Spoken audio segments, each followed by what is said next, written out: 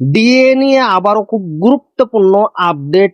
বাজেটের আগেই খুলবে ভাগ্যের দুয়ার, বকেয়া ডিএ ও হেলথ স্কিম নিয়ে বড় ঘোষণা।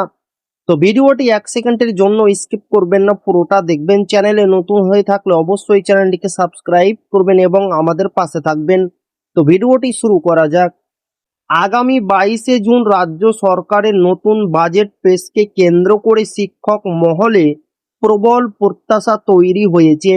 রাজ্য সরকারের কাছে শিক্ষকদের পক্ষ থেকে বকেয়া মহার্ঘ ভাতা, ডিএ ও সপ্তম বেতন কমিশনের দাবি জানানোর পাশাপাশি এবার West Bengal health scheme WBHS চালুর জোরালো দাবি তোলা হয়েছে।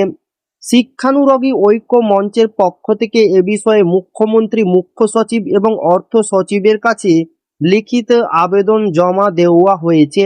2008 সালে প্রবর্তিত এই স্বাস্থ্য বীমা প্রকল্পের আওতায় বর্তমানে সরকারি কর্মচারী ও পেনশনভোগীরা চিকিৎসা সংক্রান্ত সুবিধা লাভ করেন।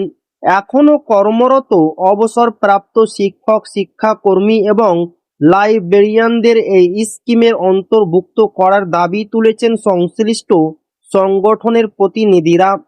তাদের মতে দীর্ঘদিন ধরে ঝুলে থাকা এই দাবি পূরণ হলে শিক্ষা জগতের সঙ্গে যুক্ত লক্ষাধিক কর্মী ও তাদের পরিবার চিকিৎসা সংক্রান্ত আর্থিক দুশ্চিন্তা থেকে মুক্তি পাবেন।